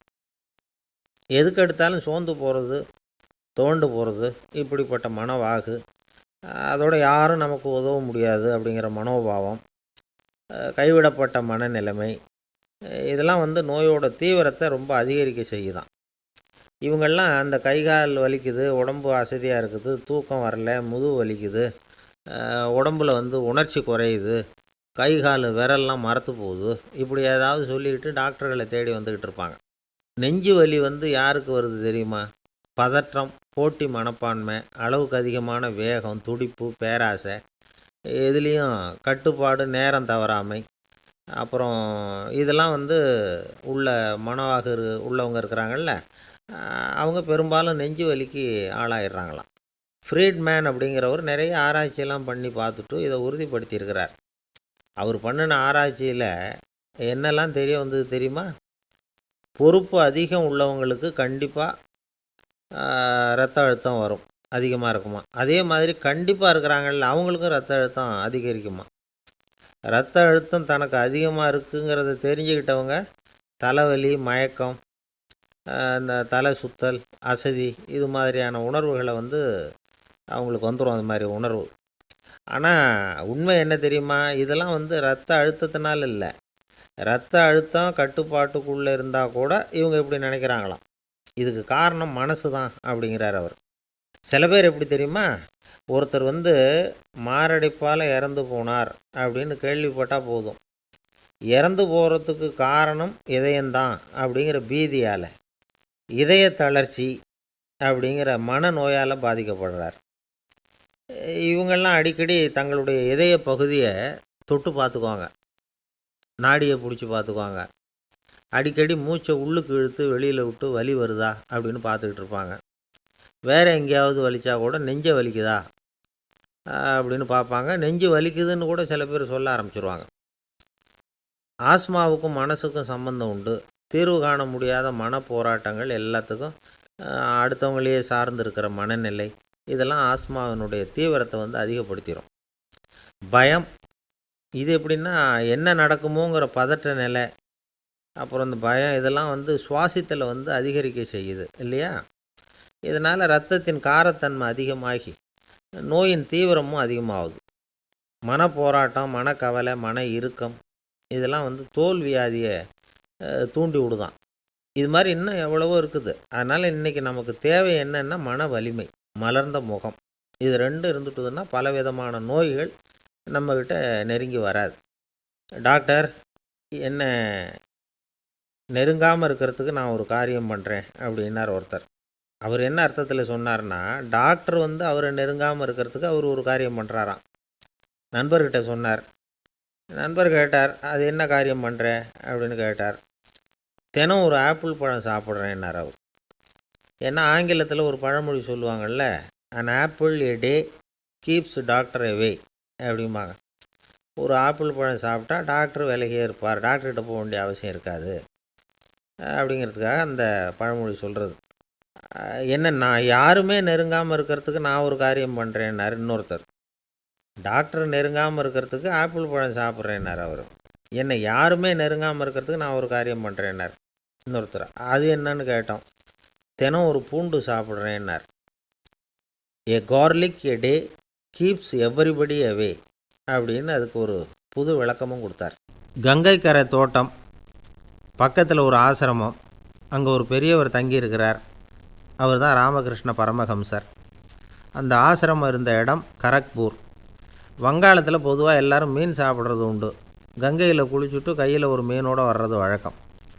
இவர் இருக்கிற இடத்துக்கு கங்கையில் படகு வழியாக வரணும். அப்படி தான் எல்லோரும் வருவாங்க. வர்றவங்கள ஒன்று கூட்டி ஆன்மீக விஷயங்களை பற்றி பேசிக்கிட்டு இருப்பார். ஒவ்வொரு நாள் ஒவ்வொருத்தர் நகரத்துக்கு போகணும். வரும்பொழுது மீன் கொண்டுக்கிட்டு வரணும். அதுக்கு ஒரு அட்டவணையே உண்டு ஆசிரமத்தில். அது பிரகாரம் ஒரு நாள் சுவாமி யோகானந்தர் படகில் போனார். படகை செலுத்தினவங்க ராமகிருஷ்ணரையும் சுவாமி யோகானந்தரையும் மற்றவங்களையும் பித்தர்கள் அப்படின்னு சொல்லி ஏளனமாக பேசினாங்க.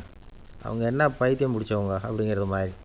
சுவாமி யோகானந்தருக்கு ரொம்ப மென்மையான இதயம். இவங்க இப்படி கண்ணாபின்னான்னு பேசுகிறத பார்த்தா மீனை வாங்கிட்டு திரும்புகிறப்போ என்ன நடக்குமோ அப்படிங்கிற பயம் வேறு வந்துட்டுது அவருக்கு. அவ்வளவு மென்மையானவர். இதை தெரிஞ்சுக்கிட்ட ராமகிருஷ்ணர், யோகானந்தா இங்கே வா அப்படின்னு கூப்பிட்டார். இவர் கண்ணீரை தொடச்சிக்கிட்டே கிட்ட போனார். சொன்னார், ஐயா, படகு ஓட்டுறவங்க உங்களை பற்றி மோசமாக பேசுகிறாங்க. என்ன திட்டினா பரவாயில்ல, ஆனால் உங்களை அவங்க திட்டுறாங்க, அதை என்னால் தாங்கிக்க முடியல அப்படின்னார். இதை கேட்டதும் ராமகிருஷ்ணருக்கு கோபம் வந்துட்டு தான்.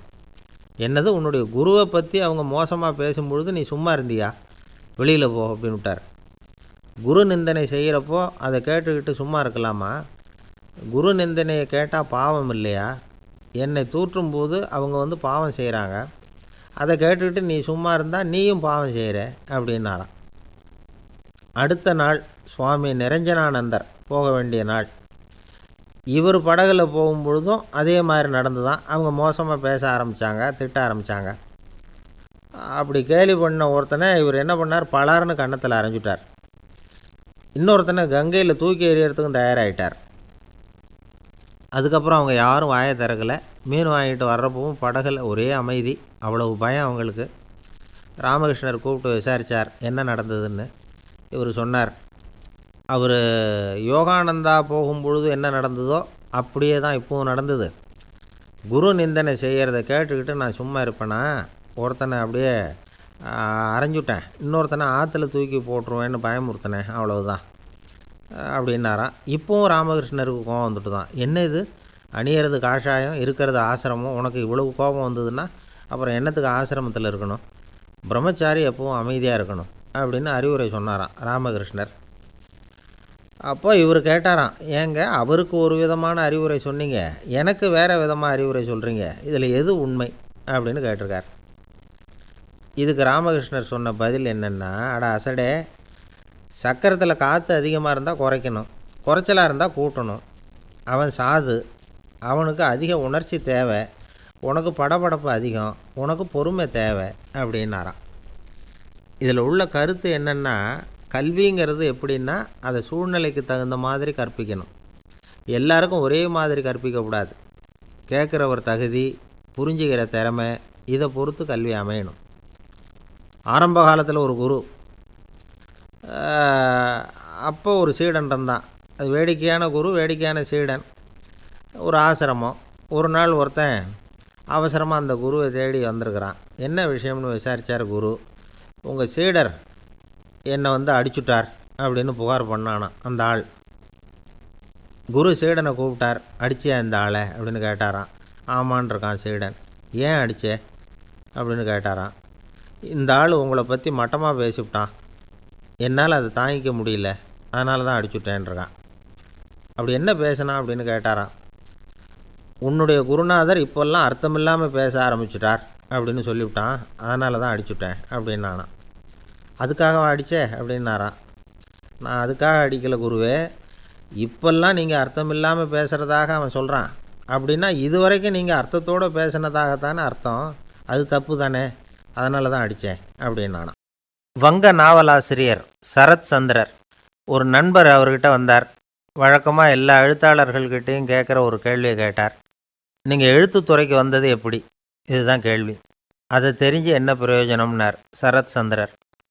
சும்மா சொல்லுங்களேன் தெரிஞ்சுக்கிறேன் அப்படின்னார் வந்தவர். சரி சொல்கிறேன்னு ஆரம்பித்தார். நான் ரங்கூனில் வேலை பார்த்துக்கிட்டு இருந்தேன். சம்பளம் பத்தல, வேலையும் பார்த்துக்கிட்டு ஒரு பலசரக்கு கடை வைக்கலாம்னு நினச்சேன். என்னால் மளிகை கடை வச்சு சரியாக நடத்த முடியுமாங்கிற சந்தேகம் என் மனைவிக்கு. அதை சோதனை பண்ணி பார்க்கணுங்கிறதுக்காக சில பொருள்களின் அளவு, அதோட விலை, இப்படி சிலதை சொல்லி எல்லாத்தையும் மனக்கணக்காக கூட்டி போட சொன்னாங்க.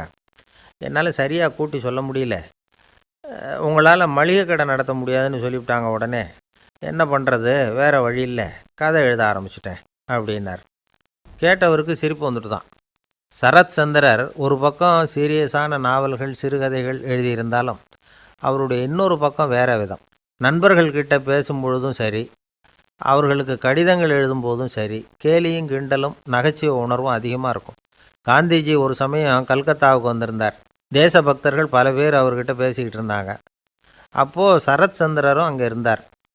கிரண் சங்கர் ராய் அப்படிங்கிறவரும் அங்கே இருந்தார். அவர் சொன்னாராம், காந்திஜியோட பழகிய முதல் வங்காளி நான் தான். போயர் யுத்த காலத்தில் இவர் லண்டனுக்கு வந்திருந்தப்போ என்கிட்ட தான் வங்காள மொழி கற்றுக்கிட்டார் அப்படின்னாராம். உடனே சரத் சந்திரர் காந்திஜியை பார்த்து, இவர் உங்களுக்கு வங்காள மொழி கற்றுக் கொடுத்தது உண்மைதானா அப்படின்னாராம். ஆமான்னாராம் காந்தி. அதனால தான் உங்களால் வங்காள மொழி கற்றுக்க முடியல அப்படின்னாராம். எல்லாரும் சிரித்தாங்களாம். சரத் சந்திரர் சாம்தாபேர் அப்படிங்கிற கிராமத்தில் தங்கியிருந்தார். ஒரு இலக்கிய நிகழ்ச்சியில் கலந்துக்கிறதுக்காக. அதுக்காக ஒரு கல்கத்தாவுக்கு போக வேண்டிய சூழ்நிலை. அதுக்காக புறப்பட்டார். அந்த சமயத்தில் பின்னாடி இருந்து யாரோ அவரை கூப்பிட்டாங்க.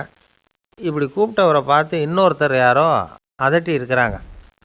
போகிறவரை ஏன் இப்படி கூப்பிடுறீங்க அப்படின்னு. ஏன் கூப்பிட்டா என்னன்னு கேட்டிருக்கார் சரத் சந்திரர். புறப்படுறவங்கள பின்னாடி இருந்து கூப்பிடுறது அபசகுனம், போகிற இடத்துல ஏதாவது ஆபத்து வரலாம் அப்படின்னு அதுக்கு விளக்கம் கொடுத்துருக்கிறார் அவர்.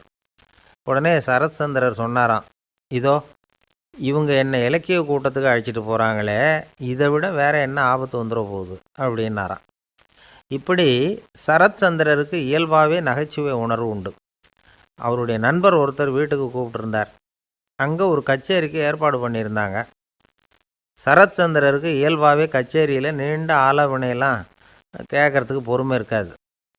அதனால் மெதுவாக பாட போகிறவர் எப்படி அப்படின்னு கேட்டிருக்கார். அவருக்கு ரொம்ப நல்லா பாட தெரியும் அப்படின்னு சொல்லியிருக்கிறாங்க. அதுக்கு சரத் சந்திரர், பாட தெரியுங்கிறது சரி, பாட்டை நிறுத்த தெரியுமா அதை சொல்லுங்கள் முதல்ல அப்படின்னாராம். ஒருத்தர் சிகரெட்டும் கையுமா வந்தார். சார், இந்த புகைப்பிடிக்கிற பழக்கத்தை நிறுத்தி போடணும்னு தான் பார்க்குறேன், முடியலேன்னார். புகைப்பிடிக்கிறத நிறுத்துறது ரொம்ப சுலபம் சார் அப்படின்னார் இன்னொருத்தர். எப்படி சொல்கிறீங்கன்னு கேட்டார் அவர். நான் கூட ஏற்கனவே 10 தடவை அந்த பழக்கத்தை நிறுத்தி இருக்கிறேன் சார் அப்படின்னார் இவர். இதிலேருந்து என்ன தெரியுது? புகைப்பழக்கத்தை திடீர்னு விட்டு விடுறதுங்கிறது ரொம்ப கஷ்டம்னு தெரியுது. இருந்தாலும் இது சம்பந்தமான ஆராய்ச்சி, அனுபவம், இது ரெண்டையும் அடிப்படையாக வச்சு சில வழிமுறைகளை சொல்கிறாங்க. அதாவது புகைப்பிடிக்கிறத நிறுத்துறதுக்கு 10 வழிகள் உண்டு அப்படின்னு சொல்கிறாங்க. அது என்னங்கிறது தெரிஞ்சுக்கிட்டா உபயோகப்படுதான்னு பார்க்கலாமே. முதல் கருத்து என்னன்னா, கொஞ்ச நாளைக்கு புகைப்பிடிக்கிற நண்பர்களை விட்டு விலகி இருக்கணும். இதனால் புகைப்பிடிக்கிற ஆசை குறையும். அந்த பழக்கத்தை மறுபடியும் ஆரம்பிக்கக்கூடாதுங்கிற எண்ணம் உறுதிப்படும். ரெண்டாவது கருத்து, புகைப்பிடிக்கிறதை எதிர்த்து தீவிரமாக பிரச்சாரம் செய்ய ஆரம்பிச்சிடணும். அது அடுத்தவங்களுக்கும் உபயோகப்படும், உங்களுக்கும் உபயோகப்படும். உங்கள் உள்ளுணர்வை அது தூண்டும், உங்களை உறுதி கொள்ள வைக்கும். மூன்றாவது கருத்து என்னென்னா, தினமும் 2 தடவை குளிக்கணும். எப்படி தெரியுமா? முதல்ல வெது வெதுப்பான தண்ணீர், அப்புறம் குளிர்ந்த தண்ணீர், இப்படி மாறி மாறி குளிக்கணுமா. நாலாவது கருத்து, உடற்பயிற்சிகள் செய்யணும். மூச்சு வாங்குற மாதிரியான பயிற்சிகள் ரொம்ப நல்லதான். பிராணாயாமம் அப்படிங்கிற மூச்சு பயிற்சி ரொம்ப நல்லதுங்கிறாங்க. அப்புறம் ஐந்தாவது கருத்து, சாப்பாடு மிதமாக இருக்கணும், சீராக இருக்கணும். பச்சை காய்கறிகள், பழங்கள் சாப்பாட்டில் சேர்த்துக்கலாம். அடிக்கடி கொஞ்சம் கொஞ்சமாக சாப்பிட்டு ரத்தத்தில் சர்க்கரையின் அளவை பராமரிக்கணும். இது நரம்புகளை அமைதிப்படுத்தும். ஆறாவது கருத்து என்னென்னா, ரொம்ப நேரம் பசியோடு இருக்கக்கூடாது. புகைப்பிடிக்கிறத நிறுத்த முயற்சி செய்யும் பொழுது எடை குறைப்பு நடவடிக்கைகளை மேற்கொள்ளக்கூடாது. ஏழாவது கருத்து, காப்பி, தேநீர், மதுபானம், அப்புறம் போதைப் பொருள்கள் கலந்த உணவுகள் இதெல்லாம் வேணாம். புகைப்பிடிக்கிறத அதெல்லாம் ஊக்கப்படுத்தும். கடுகு, மிளகு, அப்புறம் காரமான பொருள்களை தவிர்க்கணும். உப்பு அளவை குறைக்கணும். தினமும் 10 குவளை தண்ணீராவது குடிக்கணும்.